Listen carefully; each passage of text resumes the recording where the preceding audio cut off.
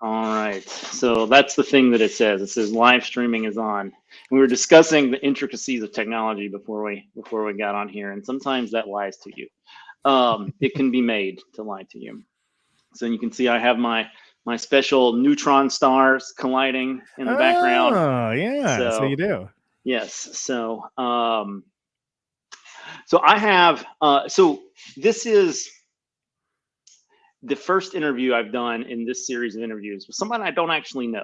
So everybody else I've known for years.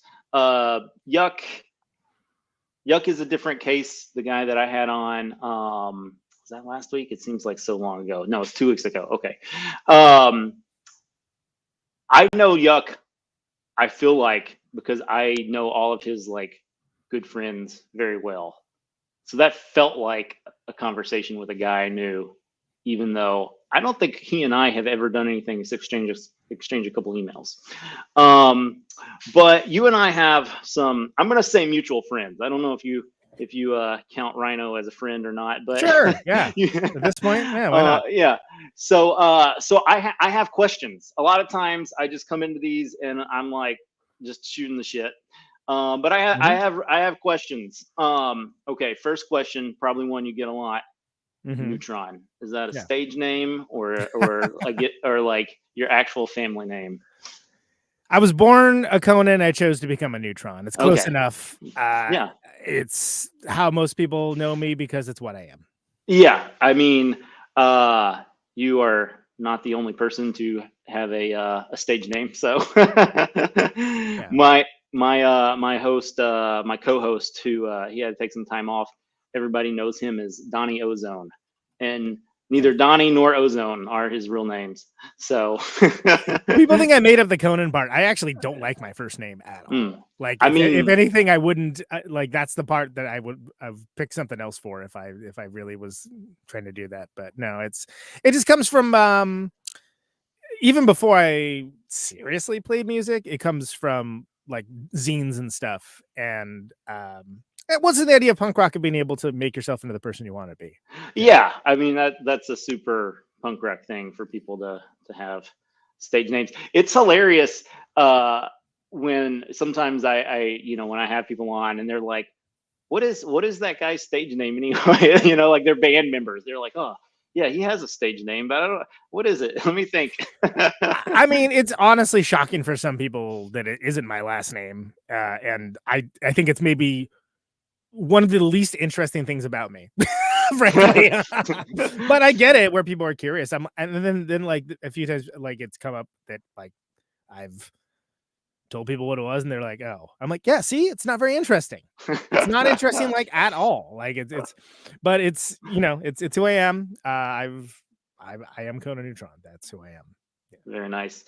And the Secret Friends are a rotating cast of characters. That's what I have gathered. Live, right? Okay.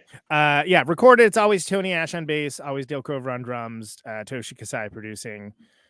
Every recording, all of them, all of the records, all of the singles, all of the many releases and releases to come. And then live, it's always Tony and I, usually a 4-piece band. Usually we've done it as small as a power trio. And I think at one point we did a 9-piece band, which was 9-piece, which was pretty awesome and crazy. Was that like your ska band phase or like? No, definitely no. But you're well within your rights to ask. And we did not have somebody that was just dancing either. Okay. No, it was a situation where we were playing a venue that had a really beautiful like old school, like big band era style stage. Yeah, and it just worked out that a lot of the people that had played in the band were around, and I just made use of them and made a special set that integrated everyone, and it was great. It was great fun. It would be a nightmare to tour with. You would like a bus, right? Just for, like, when I see these bands that actually do have like lots of members, it's like almost all I can think of is logistics. Well, and I mean the first thing that goes in my mind is like, they don't pay you more. They don't pay you by the member. No, that's a very real thing too. Is that like the very scant amount of money coming in, it's being divided amongst. Yeah. I mean, not that it's all about the money, obviously, but like look, like we all have things that we need to pay. We have things that we need to do. We live in a society. ... Getting from one place to another is not free. I mean, at the very minimum, like that is not free. So we have a pretty well orchestrated touring band setup. Like I said, it's usually 4-piece. I would love to be able to justify having a fifth person that's like a non-playing member, like how Lung does with Rochelle, where they run merch or sound or help with whatever this. But the problem is, like, when you're touring out of a van, which I do, I've had the same 2006 Ford Econoline van for a long time. Like, I got it like a year after it had 17,000 miles on. It's got 270,000 now.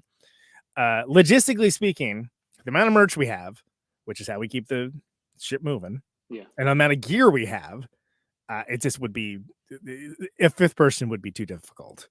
And it's something I struggle with, because I would love to be able to hand off some of those non-playing duties and share that responsibility with someone else. And I mean, even better if there was someone that didn't have any more gear, but could provide some value for the band. Also great, but it's like 5 people is where it becomes uncomfortable. You could add like a triangle player. That's sure, someone that has a really small instrument. Oh, we brought in this. They're the best kazoo player around. Yeah, they do kazoo and vibraphone. I mean, flutes are pretty small. I mean, get our Jethro Tull in. You have options, so.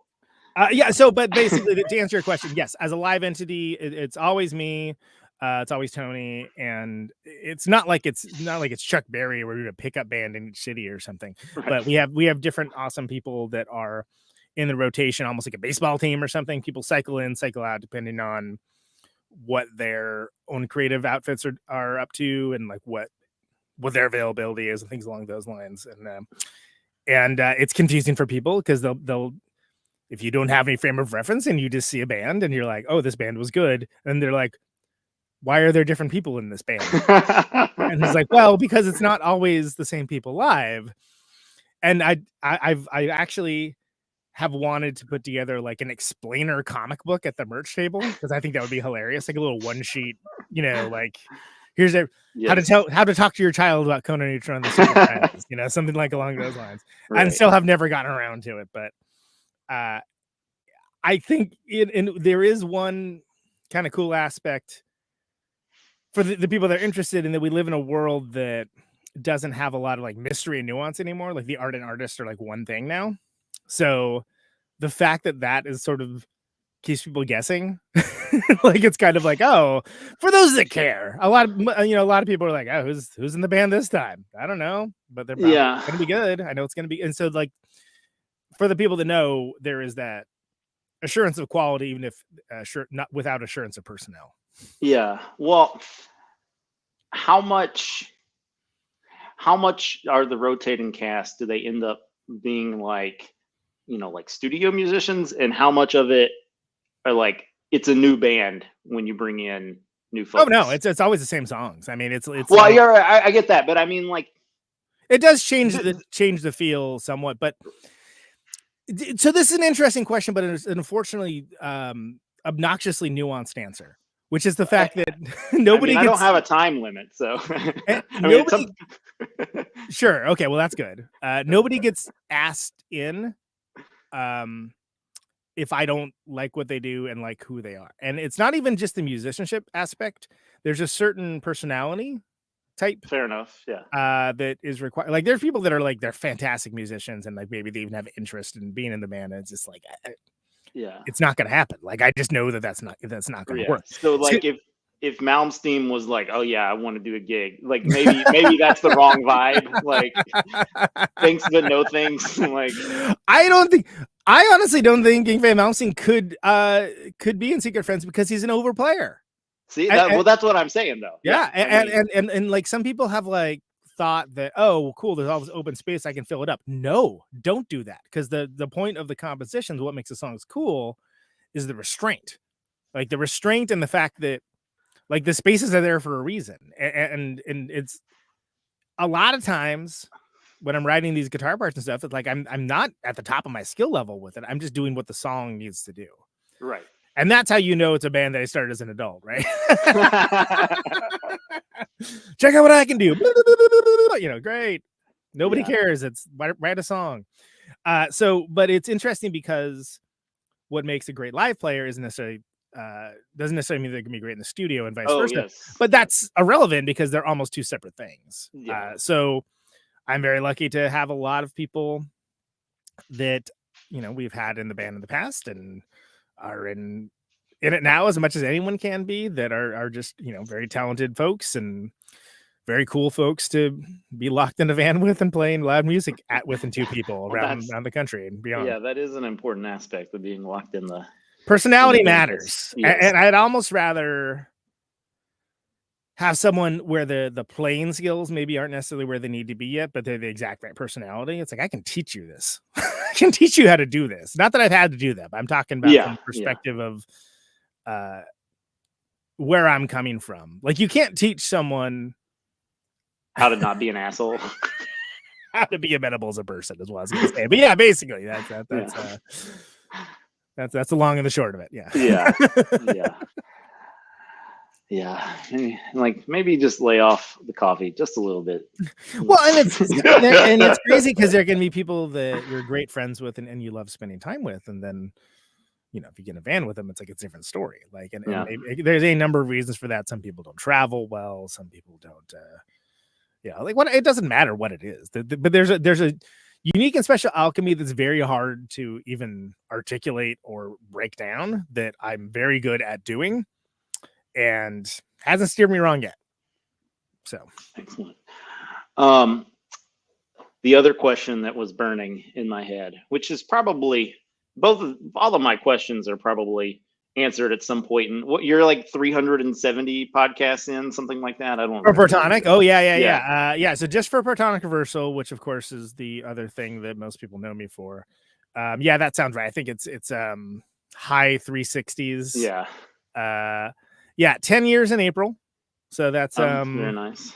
In podcast years, that's 90. Yeah. I did a podcast called Music Management for just over 8 years, like 8 years. Oh, cool. Awesome. Month. Yeah. So I had a show briefly before Protonic with my ex-bandmates that ran about a year, but that's kind of been the main thing. It during COVID, especially like around, summer of 2020. Well, first of all, I was doing like 5 episodes a week because it was like literally all I could do. Yeah. Right? But like it really connected with people. The audience grew by, I'm not even kidding, like about 1,000-fold. Wow. Yeah. To the fact that people thought it was a new show. It's like, this show's been going for 6 years. Yeah. Well, so the history of this show is that it started literally. So it is morphed several times. Yeah. No one's interested in hearing that story at the moment. But what's interesting is we have in my day job, we have like a music group in our Slack, in our work chat thing. Sure. And I was just like, everybody was like, there's no shows, everything's show. What are we gonna do? And then I'm like, well, why don't we just like get together and we can talk about music? And so we almost as a meetup, but on the internet. Yeah, but that's and like, we're a global company. And I don't know, time zone wise, I think it was like us in the UK, like, and we were already doing it, and then the work people kind of are like, not really, like I think a lot of them, they're not musicians and they're not like in the music business. Like, I work for a software development company, and they're just kind of like, I don't really have anything to say. Like, music is cool, but I feel like like, what is the point? And so, but there was a time when it was like some of my work people and some of the guys, mostly from the label, but just like random musician people that I knew. And there was this weird like intermingling that never would have happened without the pandemic. So when people found new ways to connect, right? Because and what I found for Protonic was that there's a lot of people that were very quick to tell you that I don't listen to podcasts. I don't have time for that. It's like, okay, well, that doesn't matter. Like, I don't know why you told me that. I don't care. That's fine. It's for the people that it's for, and that doesn't bother me at all. Yeah. If for some reason you change your mind, it will still be there as an archival medium. But basically, a lot of these people that were very much like, I don't have time for podcasts. Well, guess what? They had time. Yeah. And they found something, not only of value there, but they found like, oh, this is one of the best shows of its style. Yeah. And there's something about rising to meet the moment, and there's something about just happenstance and circumstances putting you in a situation that people find the thing that was already there. I can't say it would be repeatable, but it has a huge audience now, and that's great. It's really hasn't changed though. Like, I've gotten better over the years, of course you get better. Hopefully you do. Yeah. But it's just interesting the way when, I mean, people, there's a natural inclination when people find something new, they think that it is new. And then it's like, but then they look at this archive of like, oh my God, there's so much. And then they'll see like, you know, like if they're into the kind of nerd music that I'm into, like, oh my God, Martin Atkins, oh my God, Jerry Casale of Devo, oh, Tony Visconti, Steve Albini, like the members of Fugazi, Melvins, oh my God, like, and they'll go through and then they'll like listen to back episodes. In some cases they'll reach out, which I love, and they'll reference something, and I'm like, my man, that was 5 years ago. I don't remember anything about it. But thank you for listening. Yeah, because it's all there in real time, right? Then that's one of the bad thing about the podcasting medium as it was, maybe less so now, is that it's such a passive medium that you're putting something out there and you're not getting any kind of immediate feedback or reaction to it, right? So it kind of feels like putting stuff into a void. Yeah. But the nice thing about it is that like it sort of lives asynchronously, so it's there for forever. You got this sort of, you could look at it like a Library of Congress thing, which we're being pushed now culturally by all these walled gardens to be making content. It's content, and the more ephemeral and the more in the moment, the better. I reject that fundamentally. When I'm making something, it's like, even if it's tied to a moment that's that I'm making something for all time. And I'm not saying that's the only way to do it. Plenty of people like do the of the moment thing really well, and that's. And I'm not saying like don't be in the moment. I'm just saying don't fall into the trap of basically sharecropping for these corporations. Yeah, I've never understood I don't even know what they're all called, but these things that they just like disappear. Yeah, like I guess stories. Snapchat. Well, it started with Snapchat, right? And then it was stories, and like, and this idea that like, okay, here's the thing, and it only exists for like the time that you read it. I'm like, okay. I mean, sure. if it's something private or like that was the whole thing with Snapchat. Like Snapchat, like I never used it, but like I get it. But like, right. But like, why on Facebook? And then you see it, and then it's like, oh, that was cool. Let me show my buddy this thing. It's gone.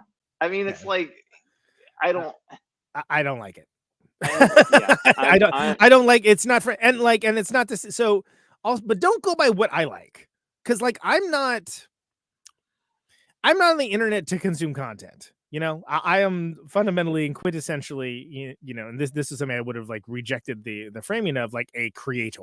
Right. Yeah. Which I despise, like having to like, okay, fine, whatever. Like it's like calling yourself a futurist. It's like, you may as well call yourself an asshole. But I am on social media because I do things that I think are cool and worth sharing, and I would like to share them. And sometimes people I like and respect do the same thing. So sometimes I'll be on to check that out. But I'm not sitting here scrolling through social media trying to like see what the algorithm deems important to show me. Yeah, we could probably talk about this for a long time, but it's a fraught topic for sure. Yes, it's probably also not what people want us to spend. Maybe people are like, oh my God, here they go, great. Yeah. But it's hard because but I think it's an interesting topic because for me, I would consider the main thing I do Conan, Neutron, The Secret Friends, right? Okay. But Protonic Reversal, huge part of my life. I'm also on Movie Night Extravaganza as a co-host and producer. That's the important part of my life as well. Yeah. I run a festival called Caterwaul with my label mate and someone else. That's a 4-day music festival that happens in Minneapolis. So what happens, and there is a great podcast Randy Randall from No Age does called Hyphenate. This is about people that are basically polymaths, people that do more than one thing well. Yeah. Right. Yeah. And our culture now has sort of made it that there's two ways. One is that like you can only be known for one thing. That's all people can concentrate on, that's all people can focus on, or you're just everything. Which is just like the influencer thing of like, oh, what's the reaction on XYZ? And I don't fit either of those categories. Like first of all, I'm firmly convinced at this point, for better or for worse, there's nobody like me. Exactly. I mean, I guess you go the whole like communitarian, there, everyone's a unique individual person. Sure, maybe. I'm talking about me, and there is no one like me. And for better or for worse. And all the things I do are important, but I want them to be about the thing itself, not about me as a person. Because I don't think me as a person is interesting, but there's this big push to like unify everything. Yeah. And I don't like it. I reject it wholesale. And I know that seems ironic considering my name isn't two of the biggest things that I do. But it's not my deal, right? So yeah. It's saying my microphone is noisy. I mean, I think I'm just getting loud, but whatever. Oh. I didn't take the hint, Neutron. Yeah. I'll dial it back a touch. So, but anyway, those are just like theories, and I mean, I don't think that's this. I just think it's interesting to me because I think you get like people can mention two things, then when it gets to a third thing, it's like, oh, that's Conan. He does a lot of stuff. I'm like, no, it isn't just that I do a lot of stuff, which I do, but like it's these things all have individual merit and interest and are worth attention in a completely overwhelmed fire hose of information of a world. Yeah. Yeah. So of course I feel that way, and other people feel that way too, which is great. But but like, I'm just saying that like I don't like when I'm doing something for like when you have a new release, like with Adult Prom, like the record that we did with Lung that came out earlier this year, a couple months ago. Love doing press for it, love talking about all of it. I think it's natural, especially if you're on a podcast. Somebody wants to talk about at least a little bit about the podcast. I'm not going to be, no, I'm only here to, I call that doing the Steven Seagal. No, I'm only here to discuss my blues music. You think people aren't going to want to talk to you about Under Siege, Steven Seagal? Of course they're going to want to talk to you about Under Siege. Like, are you fucking kidding me? Like, what do you think you're, so there's a point of ego where trying to focus them in a single topic is never going to work. But by the same token, I don't like just being like, here's Conan, he does a lot of stuff. Because I think it's reductive to all the stuff and the contributions of other people for all of them as well. Speaking of Lung, so this came up. I listened to the one probably of the interviews that you've done with Del Crover last night. This was the one that was like, it was like April 14th, 2020. So you guys were talking about the pandemic and all that. Sure. Yeah, I've had him on, not as much as I probably should, but I sometimes wonder. Okay, so first of all, so let me ask you: Did you enjoy that episode? Yeah. I've had people say it's too it's almost like too friendly and clubby. It's like we're in a band together. What the like? Of course it's. Well, yeah. I mean. And that's usually like I think people's feedback for the show is just the worst, and all of the advice they give is terrible. But that is one I thought about where I'm like, well, maybe I need to think about that next time. But yeah, I mean, like it's the only thing. So since you brought up feedback, the only thing that I thought during that is you seem to make the assumption that everybody listening to that as their first that was not their first podcast. That seemed to be an explicit assumption of yours. And it's like, well, I actually know some of this, but I've never actually listened to any of these other podcasts. So, I mean, that was 2020, right? That was okay. So I think I started to adjust to that later in 2020. Yeah. And like I have like a kind of the thing that I used to find annoying that you do like the pre-read where you like, hey y'all, this is what this show is. And yeah. Blah, blah, blah, blah, blah, blah. Well, it's a delicate balance because if you like when Tom, so I didn't mention this before, but my co-host on the podcast that I did for 8 years, you've met him, Tom Ray. He was at the show that Rhino did in. Oh, the Milwaukee show, the one with Resurrection, the Milwaukee show. Cullen and yeah. I mean, I'm assuming you met him. I mean, he was there. So, but yeah. So I don't remember where I was going with the Tom. Oh, when we were doing Music Monument, we have people on like 3 times or something. It's like you don't need to talk about the person's first album and like they don't need an origin story when they've been on there the 3rd time. Like, just go listen to the other one. So like that's kind of how I feel about it. Right, exactly. There's a balance there, like And I don't think it was. I don't think the way you guys handled it was wrong. It was just something that it was interesting how explicit you're like, well, people listen to this show, they know these things. And I was like, well, probably yes, but yeah. Well, and so I tried to be more cognizant of that. Yeah. So that was like, that must have been when Protons and Electrons was finishing up. Like, did we talk about the split? You did, yeah. Where he's on both sides of right. So the lung split is what made me think of going back to that. Yeah. So it all runs together, man. It sounded like maybe this was a Dale thing, but it sounded like there were a lot of splits that you have been involved in. I don't know if that was the impression that I got. So there was a series of them. There's 12 of them. Yes. The Protons and Electrons series, which protons, electrons, neutron makes the atom. So that's what it was. That was the band on the other side was someone either plays in the band, records with the band, or has some importance to the band as like a connective thread. And some of them were more well known than others, but there was a literal 7-inch, a pressed 7-inch with like beautiful hand screened art, and then a digital copy of each of them every month, more or less. And then they were collected as a 2 LP compilation at the end of it. So, and that was fascinating because, like, for the Secret Friends side, the idea is, okay, this has to fit on a 7-inch, which is a medium that you got to keep it succinct, right? Whatever you're gonna do, it's got to get. Is it poppy? Is it heavy? Is it proggy? Whatever it is, it better get what it needs to get done quick. How many prog 7-inches are there? Probably not. It probably have to go both sides. I mean, like I remember there's a Federation X 7-inch where they do a budgie cover, and like they did that. Where like you have to flip the 7-inch over to hear the rest of the song, which I think is amazing. Great. But that was sort of my set of things that I was looking forward to try to get out of that for Protons Electrons, is that like, okay, it kind of forced me to think about songwriting in terms of like, okay, well, we can't be excessive here. Like there's going to be songs that like, okay, there's this really cool thing, but it only happens once or only happens twice instead of like 4 or 5 times or something. And for me, it actually led to writing a bunch of songs. I'm like, this may be one of my favorite songs I've ever written. This is amazing. And it turned out great. And they're all different. So that's what that was. And that was sort of just paying homage to the fact that like the Nostra Potentia Conjufit is the Latin is friends are powers joined.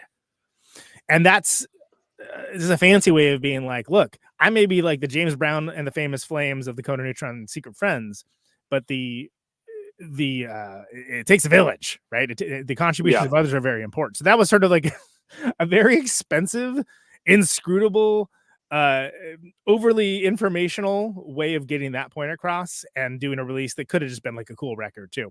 But I did it the most obnoxious and time intensive and labor intensive way possible because it's for the people that it's for. And you have to be okay with doing that if you're getting it. I mean, literally, I talked to people there were bigger bands and bigger labels like, don't do that. That's a terrible idea. Don't do it. And I was like, yeah, but I'm probably going to. So there's that. We did a split with Erratic Retaliator Strategy, came out last year, which was born off of and those guys are great. They're so good. They're so unique. They have their own, like nobody sounds like them. You know, they have their own thing going on. So I've long had the idea of like what, because for me, I usually a song doesn't become a song until it has a title. And I like the idea of like, well, what if we just pick 3 titles and we each write songs to those titles and we just do that as a split. And so that's what we did. And I knew there was no way it was they were gonna sound like each other because the bands could not sound more different. And those guys were like super down for the challenge, and we did it, and we called it a dangerous nomenclature, which I think is great. And we have there's the commuter, misplaced optimism of the doomed, and competitive grief on both sides, and we both wrote songs for that, and that was awesome. The commuter, especially on that record, seemed to kind of vibe with people. We made it Mark Borchardt from American Movie Coven fame. We made a video for it. Great experience with Lung. The Adult Prom record started as an idea like a long time ago. We played together a bunch over the years. We played an actual adult prom. That was a real event. It was a real event in Alton, Illinois. It was awesome. Nice. Like, and I think they were already on it. We were like coming through. It was like, hey, what's this thing you're doing in Alton? Could we get on that? Looks like there's a bunch of bands. And they're like, yeah, we'll put you on. And so they got us on there. And it was, as you would think, a bunch of, middle-aged people dressed to the nines and employing all the babysitters and a bunch of weird bands playing. And I'm like, great. Because I was like, walked in, I'm like, just so we know, like, we are going to be the turd in the punch bowl, right? We know that. And everyone's like, oh, yeah, we know that. Okay, good. And we were like, this is going to be an incredible story, no matter how it lands. And during our set, I seized the prom crown, by the way. I said, if anybody wants it back, they can pay the iron price. But everyone was really receptive, and it was a really good crowd. But it was an insane night because there's so many experiences. It was like a tour's worth of experience in one evening, and I kid you not. Like, I could sit here and we could do just a podcast of all the stuff that happened at the actual adult prom, and like we were just like, wow, what's happening? Like, can you believe that? Like, how much stuff is happening? This is crazy. Like, there was like someone, like one of our friends, like came to the show wasted and started like popping balloons, like stomping on them, and some veterans had PTSD and they were like freaking out about it, and they called the cops. Wow. And there was a DJ Keith on the beat who kept punctuating all of his interjections. He would also sing along with the songs he was playing, and his voice is terrible. But the songs he was playing, he would like punctuate with it. It was like that was his tag, right? Like a DJ tag. And like there was this gigantic swath of food, but not for the bands. That was just for the paying customers. And there was like one pizza for like 8 bands. I was like, what is happening here? It was, look, I could literally go on for hours, but it was an incredible experience. The only thing that I'm trying to picture here is, are the bands, aside from you guys, because you're the last minute, are the bands dressed up? Yeah. I mean, nobody was like jeans and t-shirt or anything, but like it wasn't like I was definitely the most resplendent of all the bands for sure. But that's just you generally. Guys, oh, okay. Because I do the big Prince, Glenn Campbell, David Bowie, like, shiny, flashy jackets and sequins and things. Like if you think about like in the Back to the Future, like where the bands, like the old school bands, I love it. They're wearing suits and stuff. Like, exactly. So I was just like, are the bands looking like that, and you guys just show up in like your normal stuff? Like, this is what I'm thinking. That's an interesting derivation though, because for me, I do dress up for every show, whether it's like, like some gigantic big band stage or a punk rock dive, and play the kind of music I play with like, the slick like James Brown shoes and like nice pants and belt and like a bolo tie and like these flashy jackets, and people are like, what is happening? Like, and some guys, it's always dudes, are like, why are you wearing that? But it's also like a way in for the music for people that maybe otherwise might not be into that kind of music, or and it's a subject that's like, the music can be aggressive and it's like and can get loud and stuff, but there's hooks here, so it's like it's a way in for people, and it's just I get it, like, but the Nirvana thing of just like being on stage is the same as like not being on stage. That was an aesthetic as well, and it's aesthetic that like seems as poisoned generationally for like 30 years. So so anyway, getting back to the adult prom story. I think how it worked is, I think I originally proposed doing a split 7-inch where we covered each other's songs, because I like that kind of thing. I think Tar did that with Poster Children, I think, if I remember correctly, or Jawbox, can't remember which one. But I always thought those were cool. I was like, oh, that's awesome, that's great. I think Melvins and Mudhoney did it, right? I mean, I can't remember, but and then it's sort of, and then Daisy from Lung was like, well, why don't we do more? Why don't we do like a whole split release? And I was like, oh, okay, cool. So then that's when we hit the idea of like, what if we each did a collab song too, and we each did a cover, and so gradually expanded in scope till it became a split LP. And when they did their Come Clean Right Now record, which is the one before this, there's a song called I'm Nervous that I heard it and I was like, oh my God, first of all, this rocks. Secondly, this sounds like a song I'd write. This is crazy. Like the first thing I thought of. And so when we knew that we were going to be doing this, we started working that up as a live song. So we started playing that live. And that was immediately different because it's not long. It's not cello and vocals and drums. It's like a big rock band, right? So it's easy to have that be a sound different, because of course it's going to sound different. And then they did our song The Impossible Task, which is off of the Dark Passengers record, and it's super like low key and like PJ Harvey Rid of Me, like real like, and then it explodes and that with those, but they don't ever do the riff. And for our song, it's like a riff delivery system basically. So like, but they don't ever do. So basically I got what I wanted out of it, which is just the grand tradition of like bands honoring each other by doing one of their songs, but doing it in their own style. Yeah. And then we did a collab song. Kate and I did that song Fridging on our side, which is a duet about literally the concept of fridging, which everybody knows, even if they don't know it, which is that like when a female character is killed or depowered or raped or something terrible, to advance the plot of a male character. And it's literally from a Green Lantern comic book where like his girlfriend gets killed and he finds her stuffed in a fridge. And we made a duet of it, which was great because I was thinking about like, well, what are the great duets? I mean, there's so many of them. I was like, well, we should do something like this, a duet that's kind of like, oh, that's messed up. And it is, but it's also something that everybody knows this concept, but people don't think about the term unless you're, like whatever, unless you're the kind of person that's like always thinking about stuff like that. So that was fantastic. And then on the Lung song, Tony did extra bass, and I did some guitar, and Dale did some extra drums, and like that was just cool too.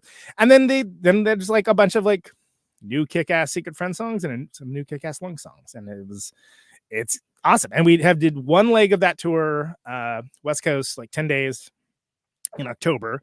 We're gonna do some more stuff in spring, definitely in Midwest. We'll see. But I mean, they're just a joy to play with too. We like playing with each other. We like each other's bands. We like each other as people. It's great. Am I remembering correctly that they're from Cincinnati? Cincinnati, Ohio. Yep. Yeah, I used to live in Cincinnati. They also like tour like Black Flag, so I can guarantee you'll probably see them before you'll see us. Like I think they're playing right now. But like, there's two of them. There's two of them. Technically, there's a third non-playing member, which that's Rochelle, who does all their art and merch and stuff. Yeah. And her and Daisy are married. So, but yeah, like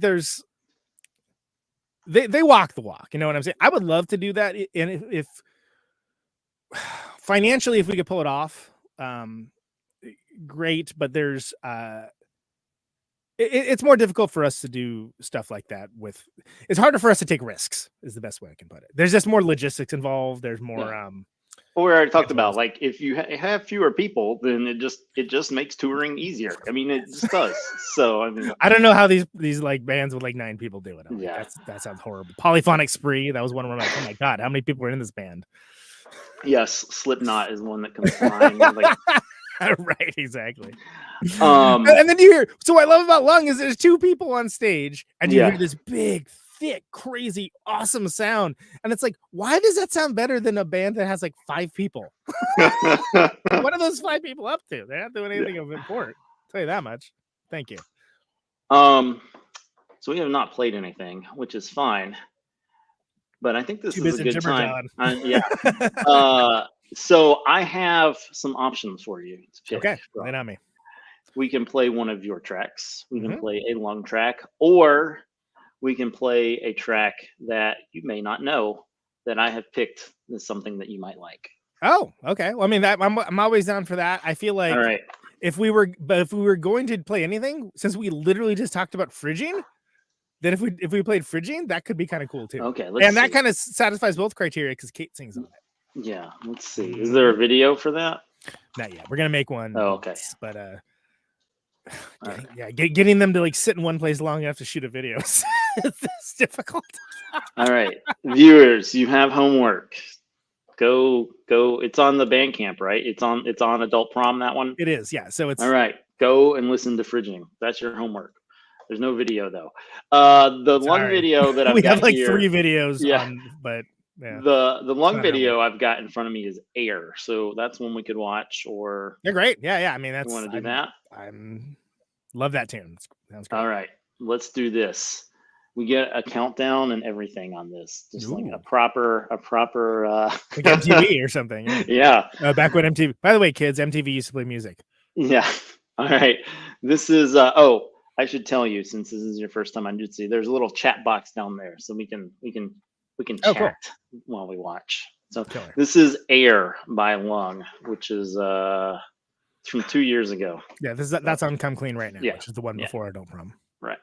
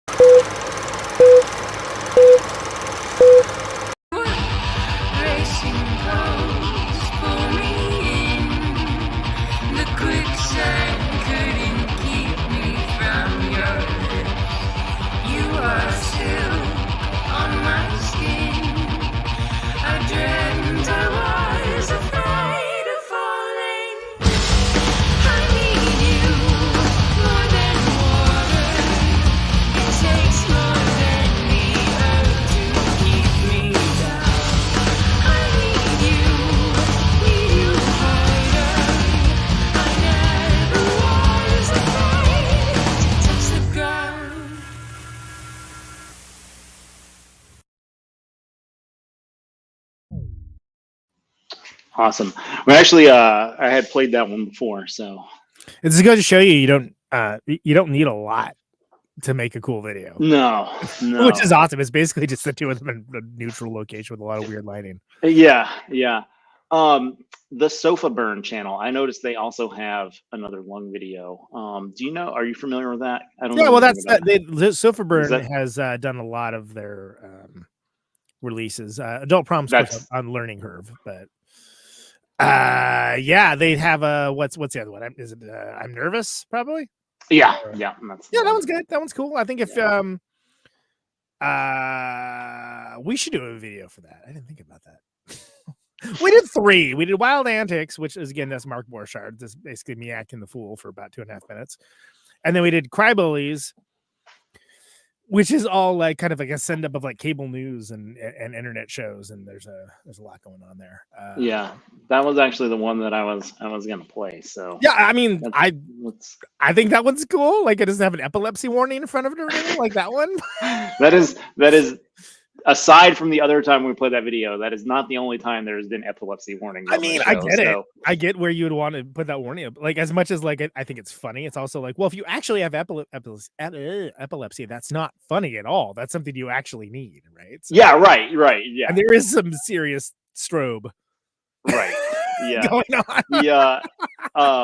So there's a band on my label called Louis Ling and the Bombs. They're a French band, and they have a track called Freaky Deaky, And the video for that it's like 100% strobe. So yeah, right.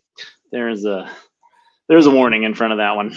The video for the title track of Dark Passengers, there is a good amount of strobe, but it's more diegetic, like a naturalistic, like it's in ways like think of like David Lynch, think of like Twin Peaks or something. It's utilized in like that way, where it isn't just like, you know, the whole time. It's like just made to sort of give like a weird off-putting effect.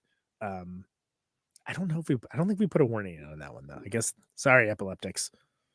But it's not nearly as epilepsy inducing as that. I don't know. Someone else had looked at it. Yeah, maybe it is. Well, yeah. You can always go put one in front. I mean, that record came out in 2020, man. I don't know what to tell you. That ship is sailed.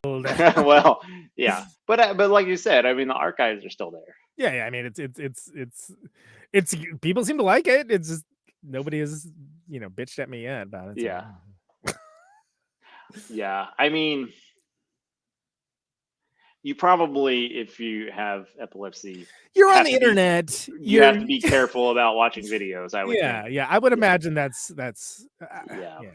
But that long video definitely needs it. That's just like a Clockwork Orange. All right. Thank you, Clockwork Orange, everybody. Yeah, let's watch Cry Bullies. Nice.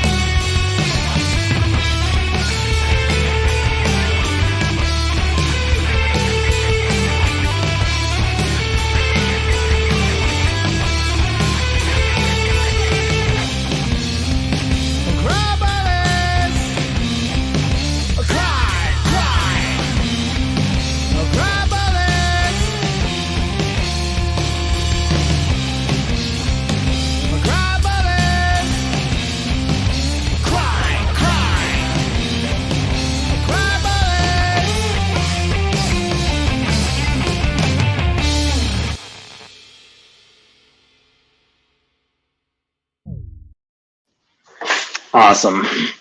Doing the chirons on that was my favorite part of doing the video.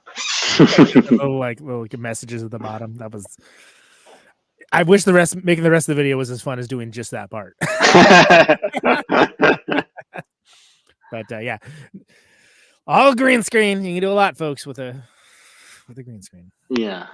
So you, to your list of many things that you do, directing music videos is apparently one of those things. I came out of retirement to direct a song for Resurrectionists because I like them so much.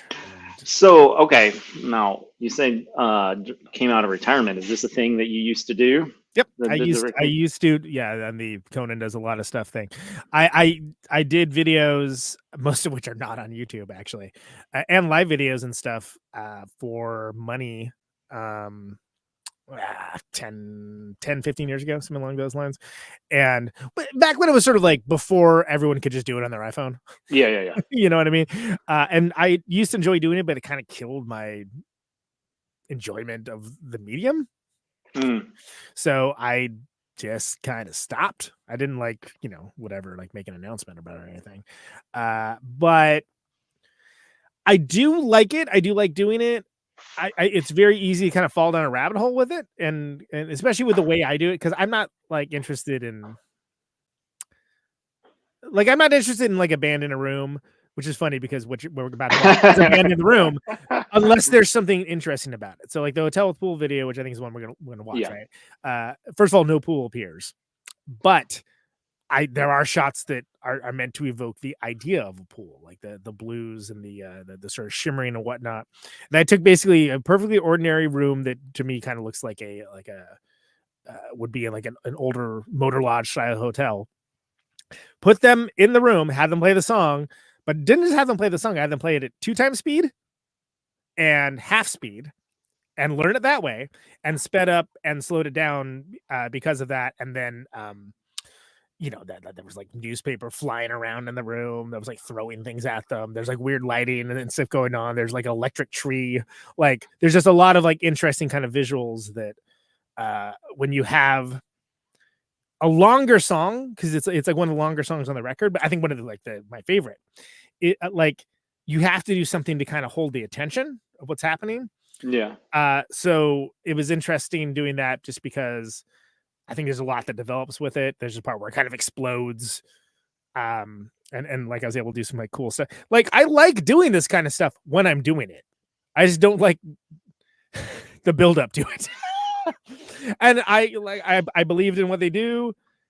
Joe had this crazy idea that he was going to do a video for every single one of the songs on the record. To which they have a ton of videos. So did they do that? He did it. He landed it, and they had a film festival. So the Cactus Club in Milwaukee, they had a showing of all the videos, and then other videos from the people that directed them were shown as well. It was awesome.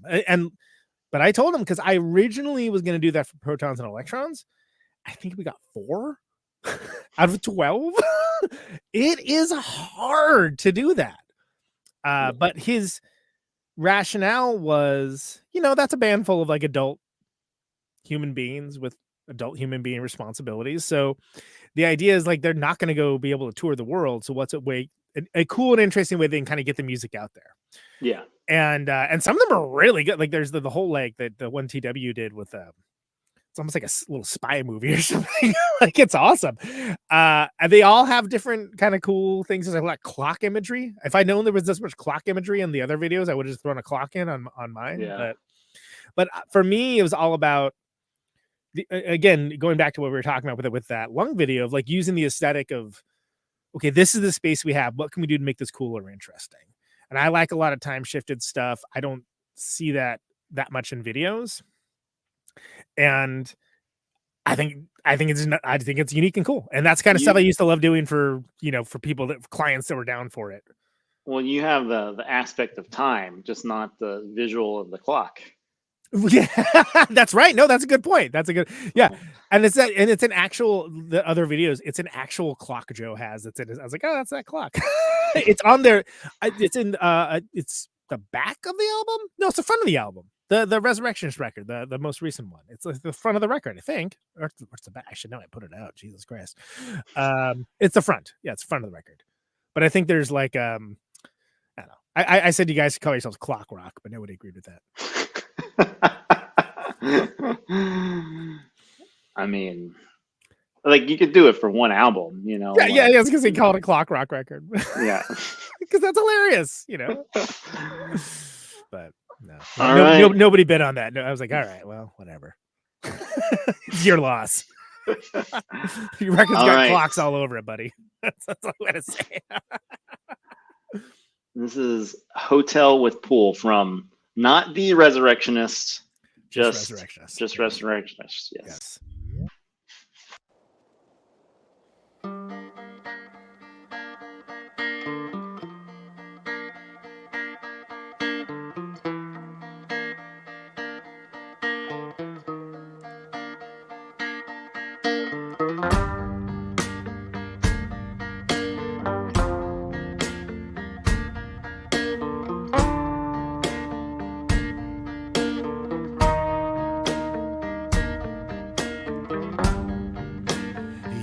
Sick and die,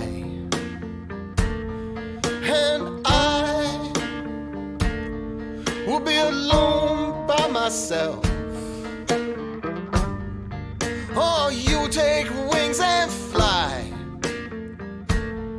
and I will be left on a shelf. Oh, but I can't wait to begin.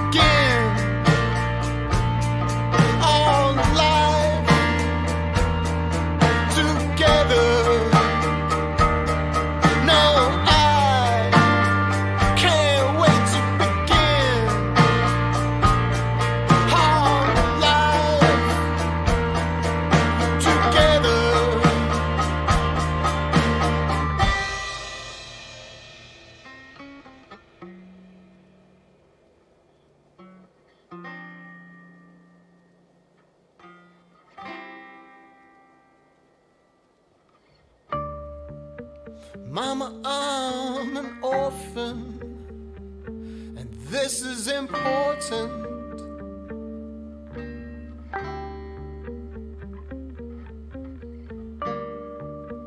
Mama, I'm an orphan, and I don't expect you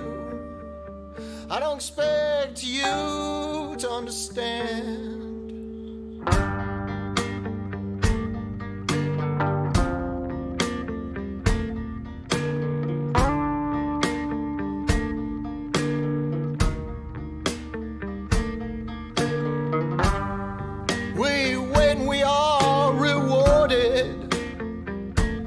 It's not fair,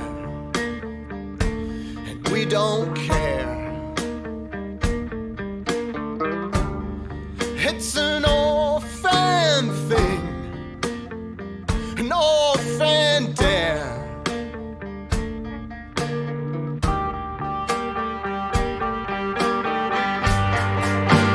Font and fountain on the holy mountain.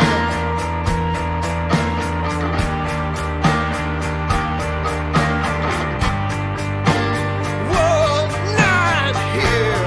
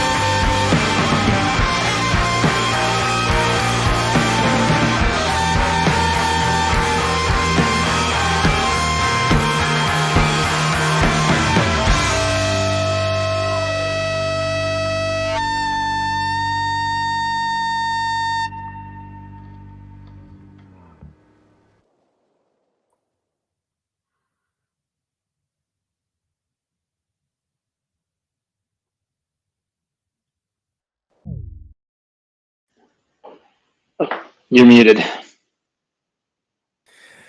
Well, I just said there we go. That's yeah, a lot you can do in just one room with a lot of lights and today's newspaper and another accoutrement and a band willing to bend their will to the director.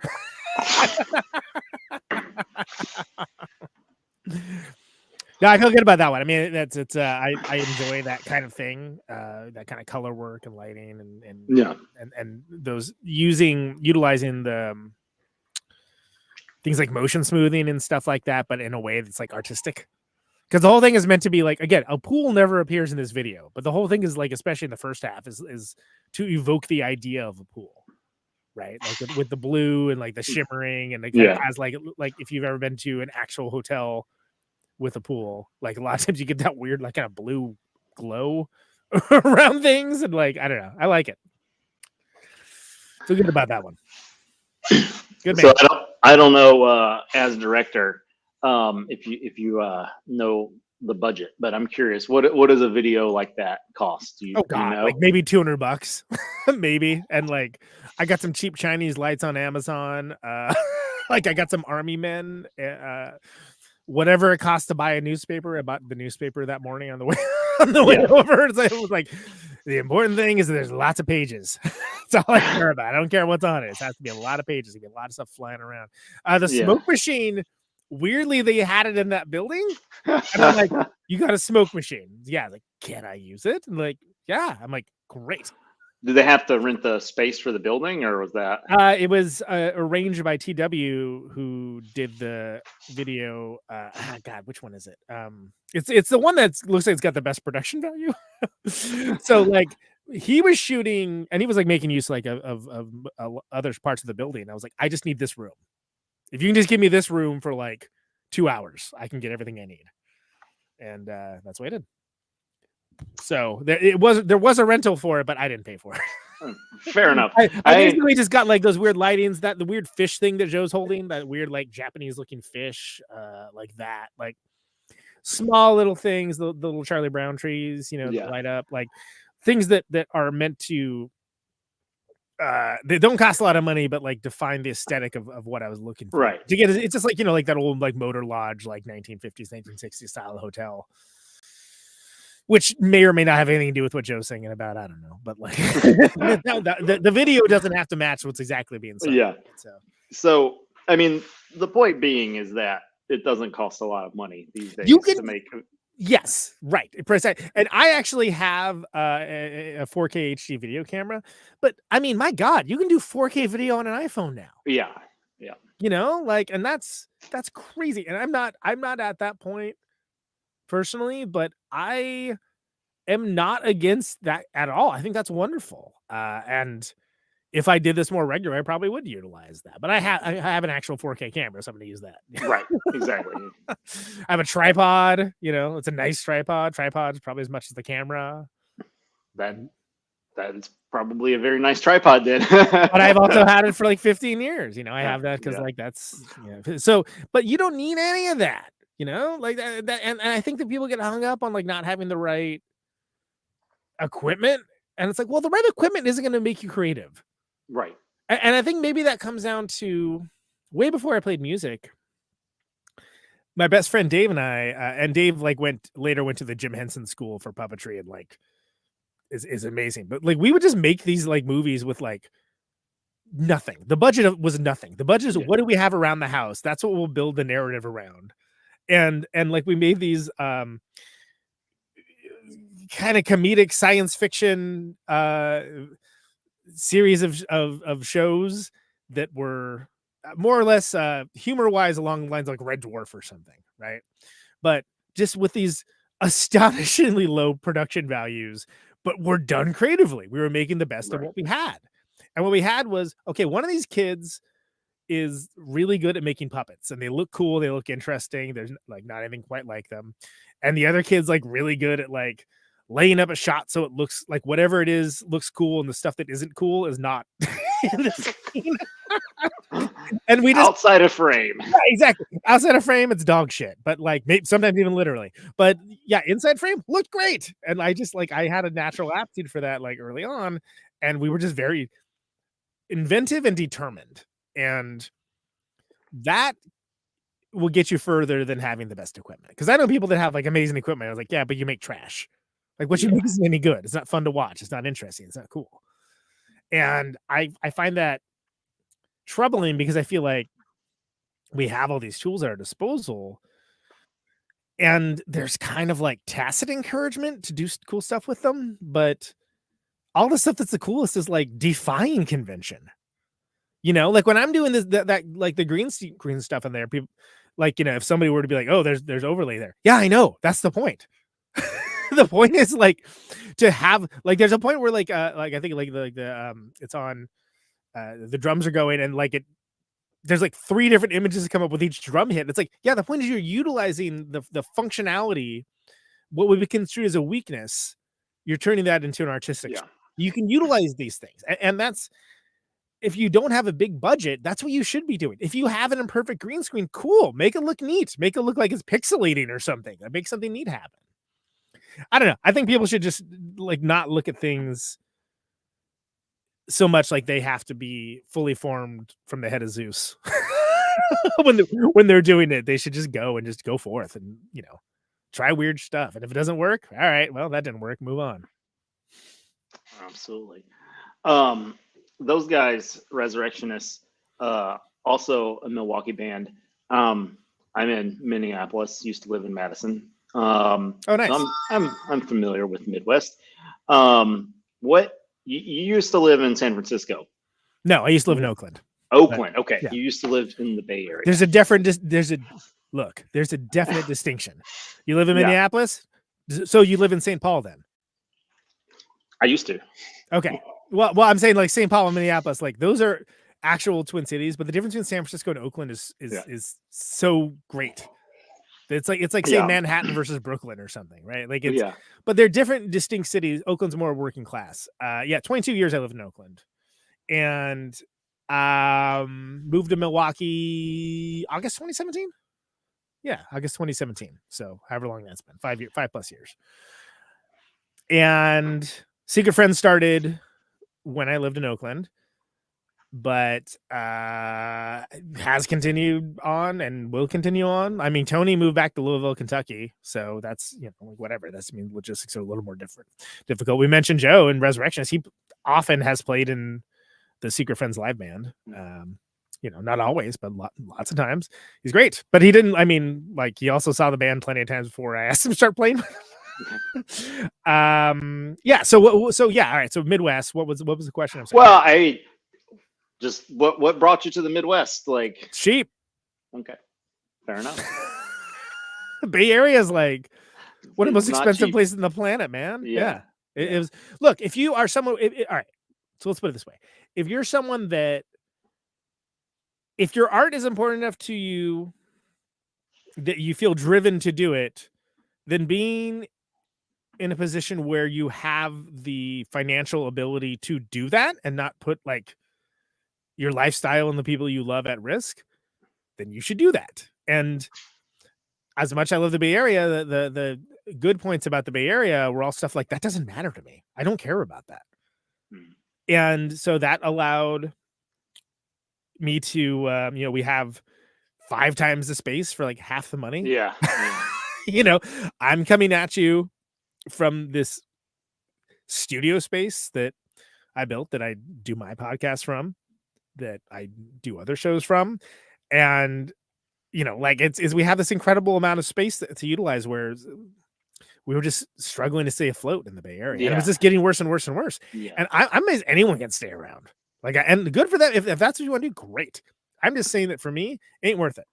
Yeah. I like making records. I like touring, you know, and all of those things are things I'm lucky enough that it brings in more than we put out usually. But you have to have the resources and wherewithal to be able to put that out first. Yeah. And if you don't, then like, you're just going to be, first of all, the idea of taking a risk is just like, oh, can't even do that. Like, you might not be able to make rent or something, Right. know. But like for us, we can. It's just the right move. Am I going to be in Milwaukee forever? I don't know. Probably not. Like, I'm not from here. I think the Midwest is very what people don't talk about is everyone here like went to the same grade school, went to the same high school. Like, we're all in like bands together. Like, everybody is like that's here like has always been here. Whereas I'm used to, for something like the Bay, it's people are from other places. Like, I'm originally from the Central Valley of California, which probably culturally has more in common with Kansas than Los Angeles. And, you know, like what I was welcomed immediately and made to feel at home. Yeah. And I think the Midwest is very welcoming in a lot of ways, but you'll always be an outsider. Yeah. It's interesting because when I moved to Madison, I worked for Epic, which is probably a place everyone in Wisconsin knows who Epic is. So, Sure. But no one is from I mean, that's not literally true, but like everybody is an outsider, you know? So like that was so not my experience. But you are not the only person to have said that. I mean, that is a real thing. It's just not something I experienced personally. I mean, look, I'm only speaking from personal experience, right? And I'm not even like trying to, everyone's mean to me. No, not at all. Everyone's being very welcoming. It's just that you always are from somewhere else. When you move in, that's how I feel about it. And it's took me 5 years to reach that conclusion, but maybe it's fine. I don't care. I'm an outsider everywhere. Yeah. Well, maybe that was the same. Maybe I did experience that, and I just never cared because like Minnesota's like the 8th state that I've lived in. Like I've never lived like somewhere where I was like, I've been in Minneapolis since 2016, and it's coming up on being the longest place I've ever lived. So you don't feel like a deep kinship or affinity with any specific place. Yeah. So I mean, I know people that do. They're like, like I'm really into Northampton, Massachusetts. Okay. But cool. So I also didn't experience this in Wisconsin. I think this is primarily a Minnesota thing. Yeah. Minnesotans, if there's like a potluck of any sort, they will not take the last. They will not. They refuse. Right. Okay. So there are a few of us that are not from Minnesota at my place of work. Yeah. And our role in society is to take whatever is the last thing and have no guilt about it. Amazing. like on Wednesday, we did Taste of Scandinavia. I don't go in the office that often, but I go in sometimes when they have lunch. It was Taste of Scandinavia, and there was one cookie left, and I was like, I guess it's my lucky day. I have a cookie with my name on it. Sure. Yeah. So that is, so I have embraced my otherness, I guess, is what I'm.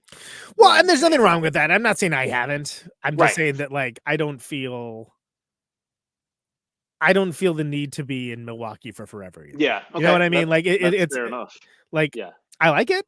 You know, there's plenty of stuff to love about Milwaukee. Yeah. It's a great working class American city, but you know, and it's also like we didn't leave Oakland because we didn't like Oakland. We lived Oakland because we were priced out. Yeah. And I would never be in a situation ever again where I was paying that much money just to exist. Yeah. Yeah. It's not important to me. Yeah.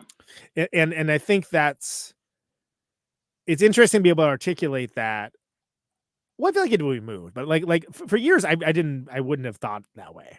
Yeah. But now, like being on the other side of it, of like, oh my God, like it's better on this side. Yeah. You know, it's interesting. So like tomorrow, we have a garage and a yard and a basement and like a guest room. And like, I'm like, oh my God, dude. I remember this one time, a thing I was throwing, our 2-bedroom flat, we hosted 2 bands, and I feel like people felt like they were on top of each other. I'm like, I don't understand how we're doing this, but we seem to be doing it. Anyway, go ahead. Sorry.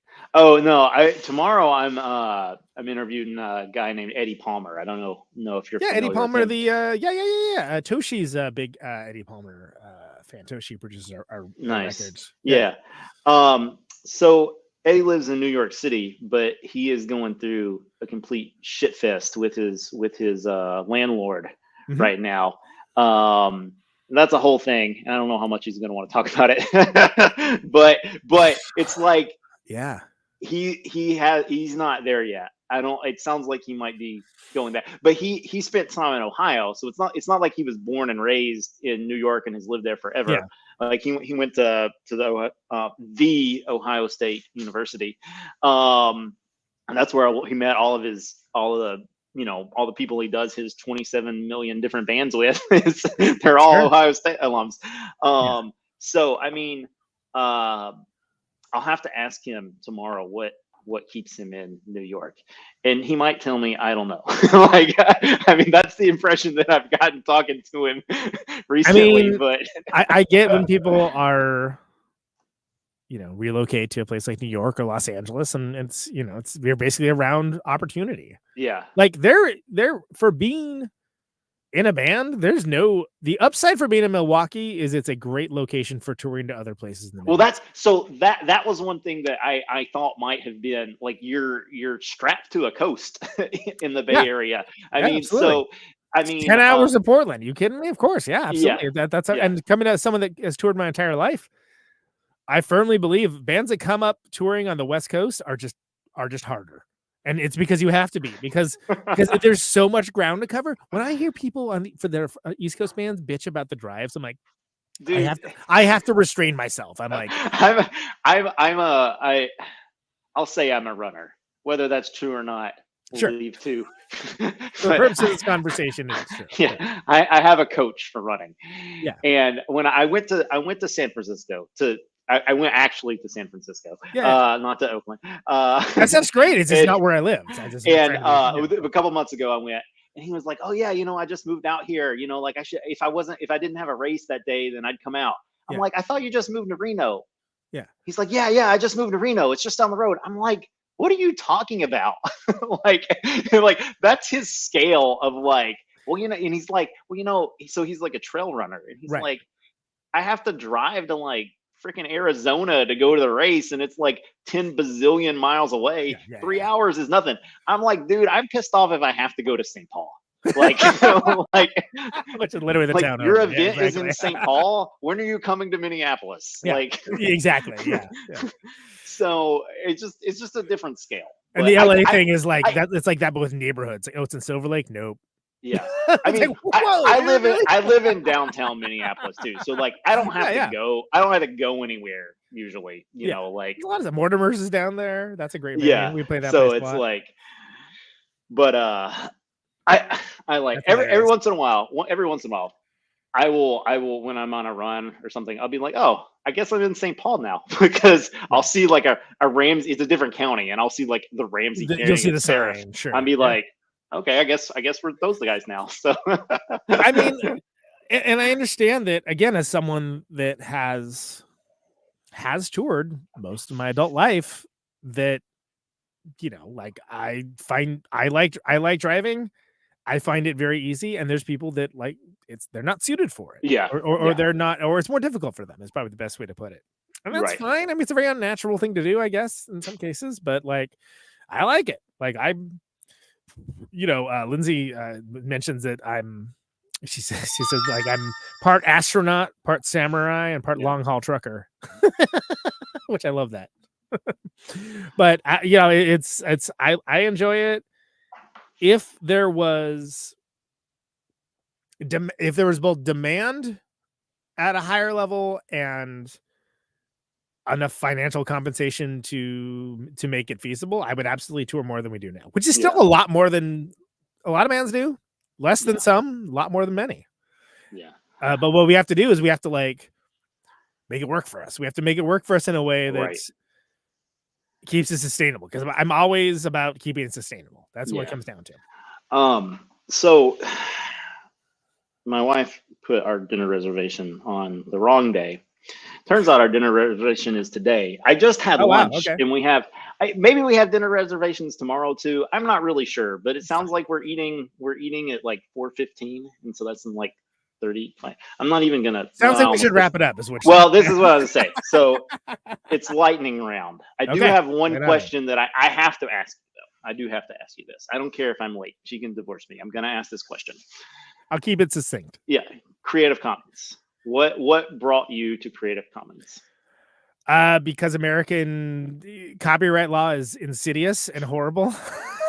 And I think that people should be able to participate in culture without everything being squeezed like a lemon in for every dime that everyone has. Like, I think there is such a thing as fair use, and I think it's a conversation we should have more of. So that's my way of lodging that protest and kind of flying the flag, is that like, hey, this isn't here to be profited off of, but you have something, you can make something cool with it, freaking go. Please, by all means, just make sure to let me know about it, and make sure to attribute it. Yeah. And that's the only way, as far as I know, it's the only way to do it.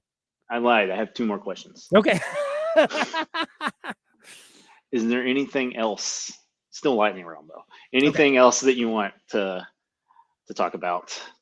To tell the viewers, tell the universe, anything well, you're in Minneapolis. We've entered the intervention part of the show, so okay, fine, that's fine. You're in Minneapolis. Do you know Caterwall?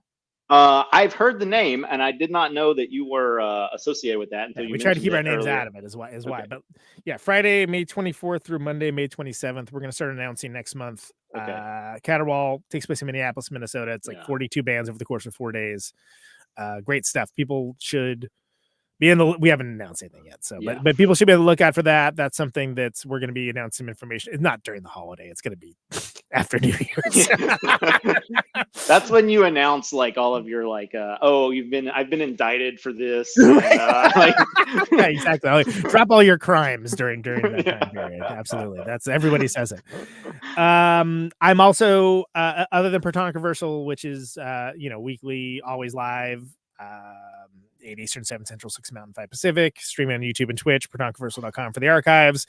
I'm also on a great movie show called Movie Night Extravaganza that is generally Tuesdays, and we're in the middle of Movie Night Automata, so it's all AI and robots month, and we're closing out with 2001 on Tuesday with Jared Casale of Devo, so that's very cool. Yes, very cool indeed. I think that's about it. You can find me on Instagram. I'm on Facebook under Duress, Blue Sky, Threads, I guess, Mastodon when I remember to log into it. Wait, so you said Threads? Under Duress. You don't need to be on Threads and Mastodon. I mean, they're federated. Are they really? Okay, that's how much I pay attention to Threads. Yeah, well. I mean, like, I love the idea of the diaspora, like the decentralized social media thing. What I would love is for it to be easily available and understandable for people that aren't just use Linux kind of mindset. Yeah. And it's not there. I mean, you're talking to the wrong person about, like, as far as that. As a 2-time president of different Linux user groups across the country, I don't look, man, I'm down. I'm just saying that, like, I know. I'm just saying, like, Luddites. My day job is fixing very large computers for the largest companies in the world. So like, it's just not a perspective that, but I'm glad you're saying it, I guess. I think that's ultimately what I'm saying. There are too many Twitter clones. I like the idea of Mastodon a lot. Yeah. I need to remember to utilize it more. Yeah. I like Counter Social even more, and I haven't logged into that in a year and a half. So, but basically, if there's a social media site, I'm more or less on it. Mostly under duress. I don't actually like social media, but Instagram's probably the one I dislike the least. I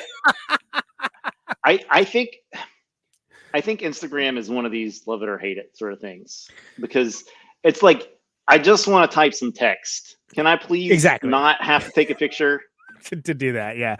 Well, but that's where Mastodon and Blue Sky and all that comes into play, where it's like I don't like that. Like, people are going back to Twitter. I'm like, why are you going back over there? Why? Yeah. And the answer why is because there's some failing with all the rest of these.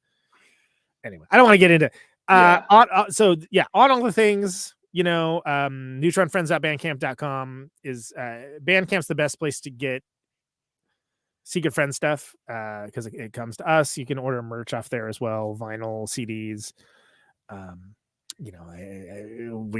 that goes directly to us, and that's the best way to support the band. So if you do enjoy listening to music, which you can do for free, then that's a great way to do it. And for folks that aren't into the Bandcamp scene, as far as I'm aware, they're still doing Bandcamp Fridays. So yeah, they're more infrequent now. Okay. But there was one just recently. What I really dislike is the idea that you have to have something new for every Bandcamp Friday. Like that's just that. Oh, I didn't know that was a thing. No, it's not like a stated thing. It's just a thing that bands do. And I don't like it. I don't like it because I don't like being on someone else's schedule. That makes me want to do the opposite. You know what I mean? Okay.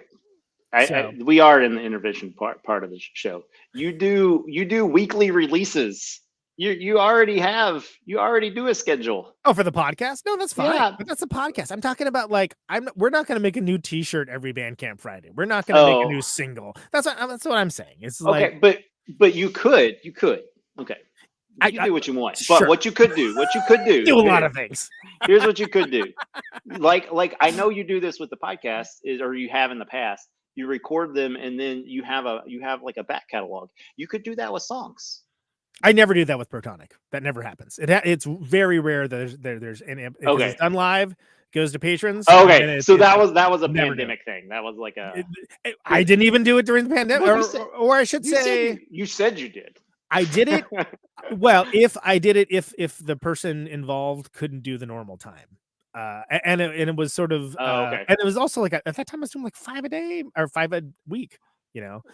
And it got to the point of anyway. That's not the normal modus operandi. Fair enough. That's why. Okay. And I'm not saying I couldn't do it that way. I just don't like the. I think Bandcamp as a portal has been intrinsic to the success, such as it is, of the band, and I think it's the only one that has been created is founded in fairness. Yeah. And I think that all of that is very important. What I also will say though, I will not be on anyone's schedule other than mine. So. And I have people that like, why are you putting up something new? Like, didn't you just release a record? Yeah, we need to put something new. Why? Who said that? Adult Prom came out in October. That's still new. That's still new. Right. Yeah. Go get that. Anyway, I got a lot of thoughts about it. But yeah. Anyway, the point of fact is there's a lot of stuff on there. There's more coming. We have a new record that we are in the mixing phase of that's going to be fall of next year. We actually probably will have a new T-shirt coming out for spring. Save it for Bandcamp Friday. Yeah. Oh, thanks. Yeah. Good suggestion. Yeah. Okay. So for people who are not familiar with this concept, Bandcamp Friday is the day where all of the money goes to the band. Mm-hmm. The Bandcamp doesn't take their cut. So even if Conan decides not to release it on Bandcamp Friday, buy the damn thing on Bandcamp Friday. Right, because we get they don't take their fees. I will say the first Bandcamp Fridays, one of them literally paid the rent. Yeah, you know what I mean? It's right. Like, oh no, this is like a big deal. And I think if anything else, it trained people that are music fans to think about buying stuff directly from bands, even if only one day of a month, and that is totally invaluable. So I'm not dissing on Bandcamp Fridays. I'm just saying I don't want to plan a release schedule around it. Fair enough. All right, Conan. Anything else? Okay, great. It has been a pleasure. I'm going to press the stop live stream and then we can enter crime time. So okay.